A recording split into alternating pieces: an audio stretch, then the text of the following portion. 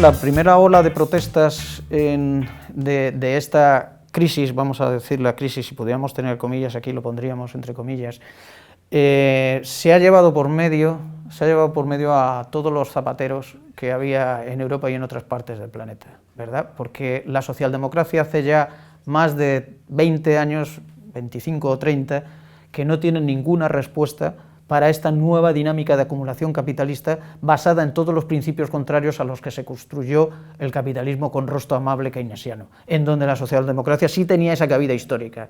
Hoy la socialdemocracia acompaña a esta fase del capitalismo de la mejor manera que puede para garantizar la acumulación de riqueza para la clase capitalista a nivel transnacional. Es decir, se ha suicidado ella misma. Y eso quiere decir que las poblaciones, más pronto que tarde, la han arrojado a eso que se suele llamar el basurero de la historia, ¿verdad? Estas primeras olas de insurgencia a nivel europeo, norte de África, oeste de Asia y otros lugares, se ha llevado a esta socialdemocracia. Ya es que no tiene ningún sentido histórico en estos momentos, porque el capitalismo, si algo nos ha enseñado a través de las crisis históricas que ha atravesado, que son unas cuantas ya, es que jamás vuelve atrás. ¿Cuál sería la otra posibilidad que nos abre todo este proceso de la Unión Europea? Lo que están proponiendo muchas voces socialdemócratas. Es decir, cuando digo socialdemócratas, recuperar el capitalismo keynesiano, ese capitalismo con rostro humano que abrazaba de alguna manera los principios de la socialdemocracia. Pero ¿es eso hoy posible? A ver, ¿qué significaría eso? Significaría poner coto al proceso de endeudamiento de los estados. Es decir,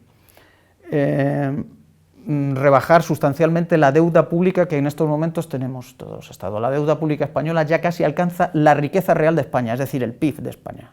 ¿Y todo eso por qué? Porque los servicios o el conjunto del Estado español se había gastado por encima de sus posibilidades, como ellos dicen. No, porque con el dinero de todos nosotros, es decir, con el dinero del Estado, hemos rescatado las quiebras y todas las deudas del sector privado, sobre todo el bancario, pero no solamente.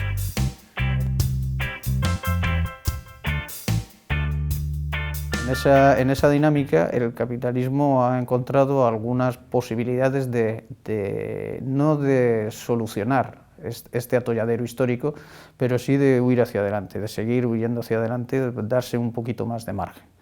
Y este más margen se lo ha dado a través, bueno, de un proceso que ha sido denominado, Harvey ya se lleva insistiendo sobre eso hace mucho tiempo, el proceso de desposesión, es decir, un nuevo proceso de acumulación originaria que está basado en la desposesión fundamental de la humanidad, en la desposesión de la riqueza colectiva, que en otros tiempos era la riqueza de la posesión de las tierras, los bosques, las aguas, etc., y que en la actualidad pasa por la desposesión de la riqueza social, de aquello que era común, de aquello que se transformó en servicios sociales y en derechos. Pues una vez más se apropia de todo eso, lo privatiza y hace fuente de plusvalía de esto, ya que no encuentra su camino normal en la acumulación a través de la producción. El capital se ha podido permitir toda esta fuga hacia adelante, darse este margen más de maniobra porque no tiene enemigo sistémico en el planeta en estos momentos. Y eso implica que puede jugar al ensayo-error y a ajustar los tiempos de su propia crisis y utilizarla, una vez más, como se ha hecho históricamente, para terminar de destrozar la capacidad de resistencia de las poblaciones y someter todavía más al conjunto de la población a sus dictámenes, con lo que todo eso conlleva, en forma de precariedad laboral, situaciones de marginación social agrandándose o extendiéndose para el conjunto de la sociedad, con toda la rebaja del precio y de las condiciones de la fuerza de trabajo, es decir, de nosotros mismos, en cuanto a salarios, en cuanto a condiciones laborales, en cuanto a condiciones sociales, etcétera, etcétera, y está utilizando todo esto, su propia crisis, precisamente para engrandecer su propio sector dominante.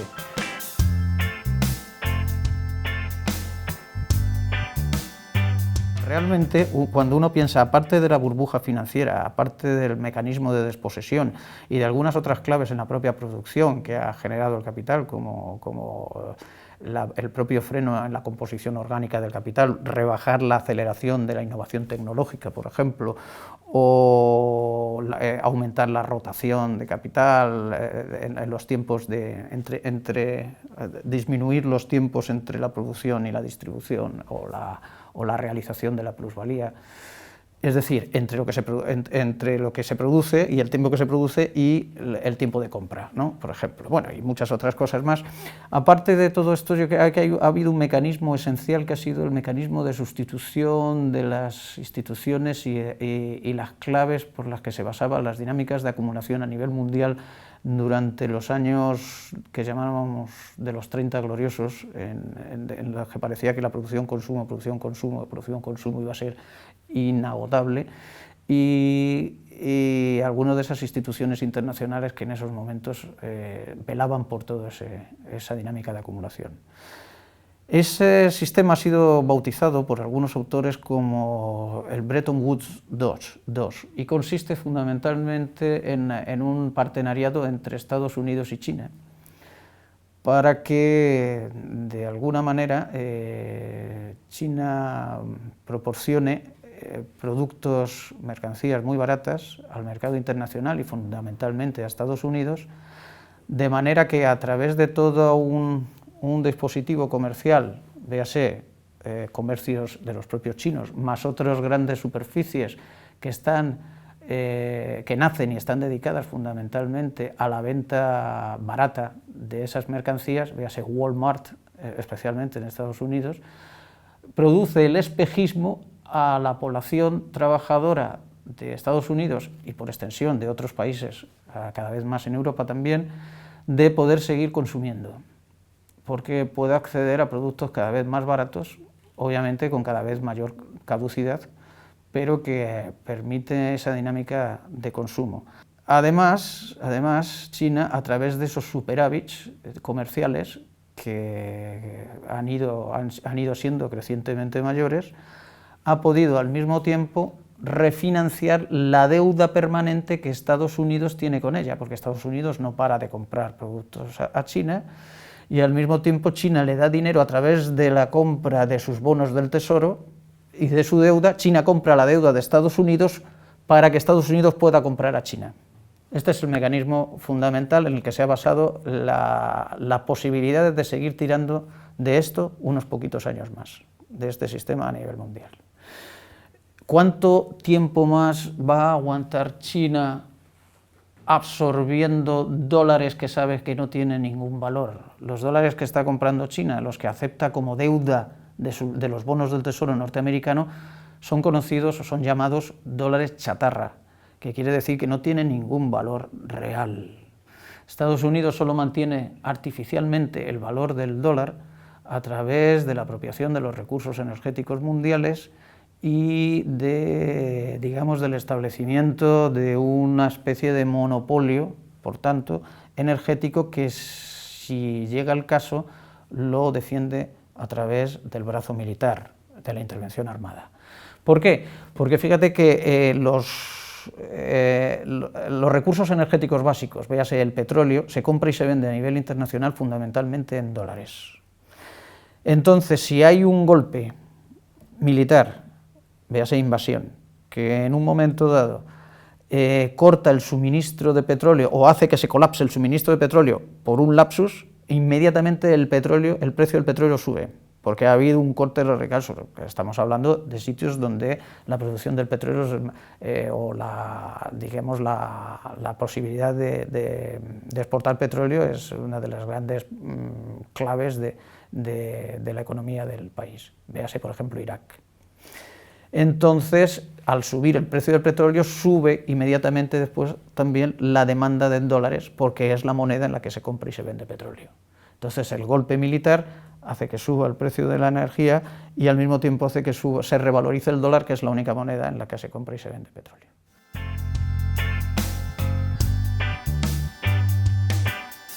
el hecho de que el capitalismo, el sector financiero del capital, siga estrujando las economías, siga haciendo de la austeridad y por tanto del decrecimiento su estrujamiento inexorable, significa que no tienen salida, no tienen respuestas, que aún así van a seguir estrujando porque no tienen ya posibilidades de regenerarse como capitalismo productivo con un crecimiento sano.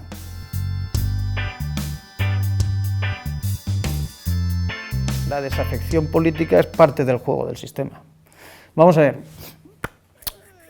un sistema basado en la desigualdad, en la jerarquía social y en la explotación de unos seres humanos por otros, solo tiene dos posibilidades de afirmarse y perpetuarse en el tiempo, ¿no? Una, que es repartir caramelos, ¿verdad? Es decir, repartir parte de esa riqueza entre la población para que se sienta parte del sistema. Bueno, si yo puedo comprar, si tengo mi trabajo, mi empleo, mi casa, mis vacaciones, mi coche y demás, ¿por qué voy a decir que este sistema es malo? A mí me da lo que yo quiero, ¿verdad? Pero cuando ya no puede dar eso, solo puede dar palo, zanahoria o palo, ¿verdad? En estos momentos en que el sistema ya solo puede dar palo, o cada vez más solo puede dar palo, todavía puede dar nada más que un poquito de zanahoria, cada vez menos, o puede repartir cada vez menos caramelos. ¿Qué quiere decir esto? Pues que de una manera o de otra está renunciando a la legitimidad, está renunciando a lo que se llamaba antes hegemonía, es decir, a que su dominio sea aceptado por la población y que la población vea como legítimo el que las cosas funcionen como funcionan. Entonces, ¿eso qué quiere decir? Que cada vez se verá más obligado a utilizar la violencia.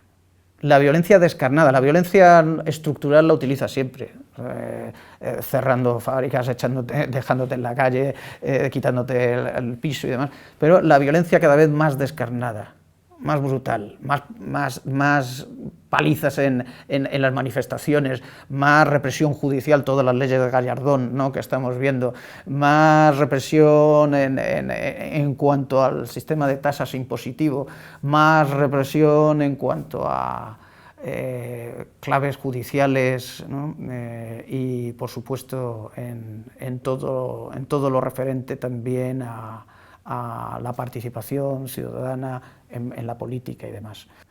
Pero, ¿qué pasa con 3 generaciones de europeos que han sido socializadas en que yo soy suficiente conmigo mismo y con mi salario y que no necesito de nadie, en la que nadie está sindicalizado, en la que nadie forma parte de organizaciones sociales o políticas, digamos, con una cierta consistencia de masa social a nivel de la sociedad, sino que como mucho la gente pertenece a una asociacioncita de 12 o 13 personas en la que forma parte de alguna agrupación vecinal y ya está, ¿no? Es decir, sin organizaciones que estructuralmente puedan plantarle cara al sistema.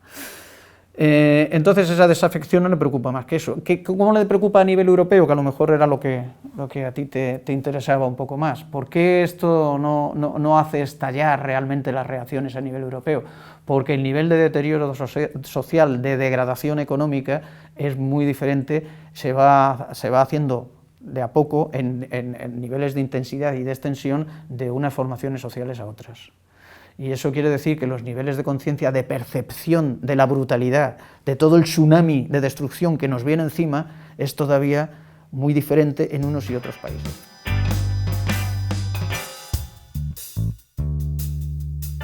Europa es como un Titanic que se hunde, pero en donde ha empezado a entrar el agua por una de las rajas del barco, y eso quiere decir que los pasajeros que van en los primeros pisos ven a través de las boyas, de las claraboyas de sus compartimentos, cómo el agua les está llegando por arriba, ¿no? Véase Irlanda, véase Grecia, véase Malta, véase Chipre, véase otros que ya han sufrido todo esto, y intentan avisar a los de arriba de que algo está pasando, que el agua nos está cubriendo. Todavía hay otros pasajeros que están un piso o dos más arriba, véase nosotros, en los que empezamos a ver subir el agua, pero todavía nos parece que vamos en un barco más o menos seguro y que en cuanto el capitán y unos cuantos de la tripulación tapen la grieta, vamos a seguir nuestro rumbo inexorable hacia el porvenir de riqueza. Y encima de nosotros todavía hay otros que están en la cubierta bailando al ritmo de los violines, ¿no?, con la orquesta allí diciendo, joder, esto es una maravilla, ¿no? Obviamente cada vez quedan menos de eso.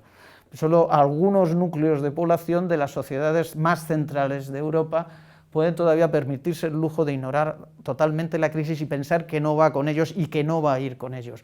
Pero esos diferentes niveles de conciencia y de percepción de lo que se nos está viniendo encima hacen que sea dificilísimo integrar las resistencias, las luchas o ni siquiera ya la protesta a nivel, digamos, la reacción esta que has dicho tú antes de desafección a nivel europeo. Ese es el gran reto que tiene hoy la izquierda europea, hacer ver esto y de alguna manera anticiparse a la conciencia, a los lentos pasos de conciencia que está dando en Europa este proceso, ¿no? Después de la gran crisis del primer cuarto del siglo XX, el capitalismo no volvió atrás a cómo era el capitalismo a mediados del siglo XIX o cómo era a finales o a principios del XX. Cuando en cada sucesiva crisis el capitalismo muta hacia una nueva versión. El capitalismo se salvó a sí mismo incorporando gran parte de las reivindicaciones, como he dicho al principio, de las poblaciones trabajadoras, del movimiento comunista internacional, a su propia dotación estructural. Y eso lo hizo gracias a ¿qué? A que hubo un país que hizo una revolución, la Revolución Soviética. Entonces había un enemigo sistémico enfrente, para lo cual el capitalismo necesitaba que las poblaciones, por lo menos que él controlaba a nivel mundial, estuvieran pacificadas, estuvieran integradas. Sin ese enemigo sistémico, el capitalismo no hubiera mutado a adquirir ese rostro social. Eso también hay que decirlo siempre, porque a veces se nos olvida.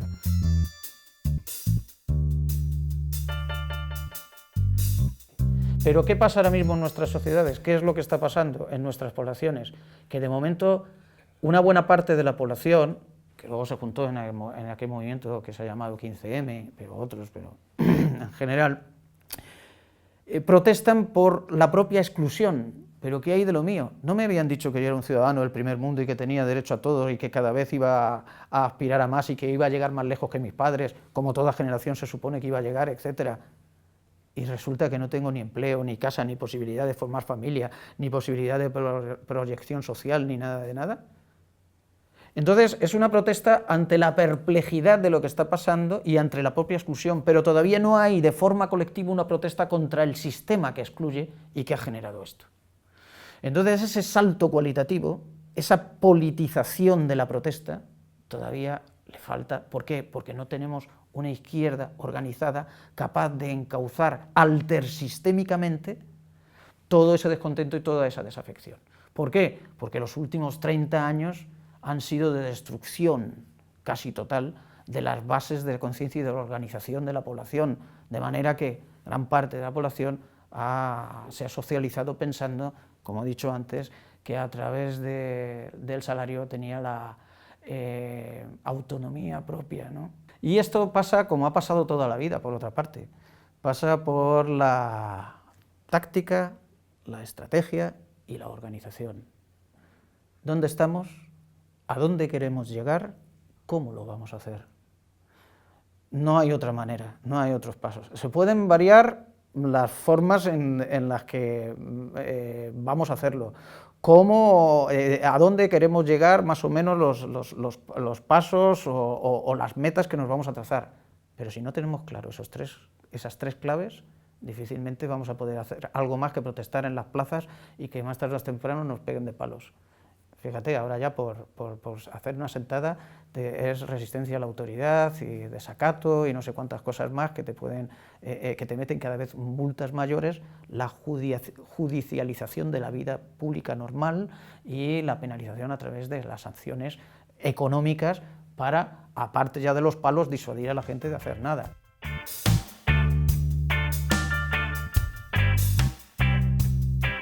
Este es un país que en los últimos 2 siglos hemos atravesado sin parar cuartelazos, componendas de gobierno para alternarse en el poder, de bipartidismos, desde Cánovas y Sagasta hasta PP-PSOE, y dictaduras militares. Es un país en el que a palo se le ha enseñado a apartarse de la política, en que la política era represión y era de alguna manera meterse en problemas muy serios. Es un país domesticado a palos. 40 años de dictadura en el siglo XX no la ha tenido ningún otro país. Solo de un dictador, que no hemos contado la de Primo de Rivera, más todo lo que hubo antes de él. ¿Cuándo ha habido aquí una situación normal de democracia? ¿Cuándo? Esta es una sociedad que está enseñada precisamente a aguantar muchos de estos mecanismos. Fíjate, más del 27% de desempleo, más del 55% de la población menor de 25 años. En cualquier otro país de Europa hubiera supuesto una prácticamente disrupción social, una insurgencia social de alguna manera, o por lo menos una ruptura de alguna manera. Y aquí se aguanta, se sigue aguantando. Hay que explicar la historia de cada país, hay que conocer de dónde viene cada sociedad para saber por qué pasa lo que pasa. Como te decía, no es casual de dónde venimos, ¿no? En todos estos procesos de ruptura. Aquí en este país ha habido un genocidio ideológico, donde se persiguió, se exterminó. Tenemos más de 100.000 personas todavía desaparecidas en las cunetas de las carreteras, en tumbas colectivas, después de la guerra civil, no durante la guerra, sino durante el franquismo. El segundo país del mundo después de Camboya con más desaparecidos, en donde todo el que pensaba diferente, solamente diferente, era encarcelado, asesinado o desterrado, exiliados, miles y miles de exiliados fuera del país. Lo que sorprende todavía es que en este país se levantara gente en los años 70 y 80 para protestar, pero son generaciones en donde se le ha introducido el miedo y la despolitización. Y eso es muy difícil de corregir en una sola generación, sobre todo porque en los 90 terminaron de rematar la faena haciéndonos pensar a todos que íbamos a ser ricos, que el dinero llovía del cielo, y evidentemente llovía de la banca alemana, que nos estaba prestando todo ese dinero, lo mismo que China hace a Estados Unidos, para que les pudiéramos comprar a ellos luego y para que generáramos burbujas donde ellos poder sacar tajada después.